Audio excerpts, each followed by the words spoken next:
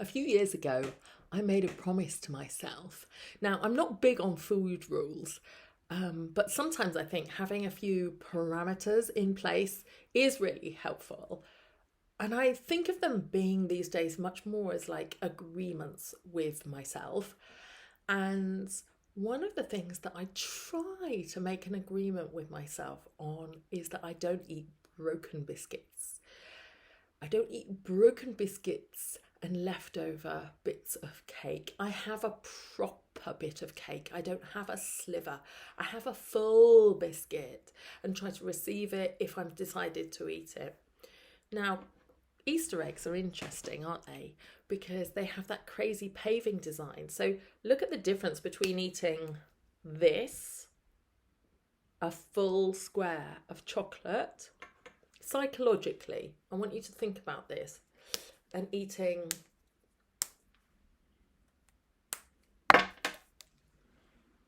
a bunch of broken pieces.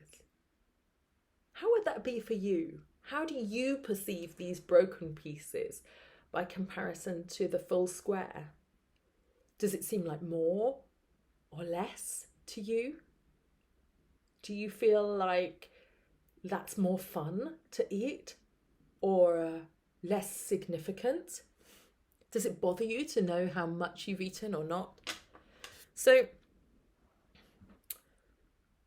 I want to offer you a hypnosis around not having the broken bits, not having the leftovers, not telling yourself that bits and pieces don't count, and really giving yourself food when you're giving it to yourself and leaving it when you've decided to not have it. But leaving aside those in-betweens where you just kind of stick something in without really registering it. Does that sound good to you? Great. I'll see you in the hypnosis. And by the way, after this hypnosis, I'd like you to go into your house and make decisions about the treats that are in there.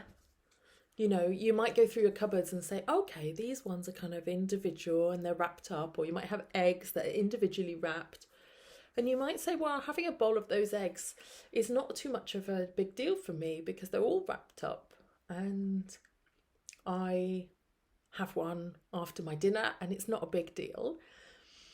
Whereas if I have a big egg and it's all cracked up, my kids had a big egg and I snook bits of it last year out of the fridge.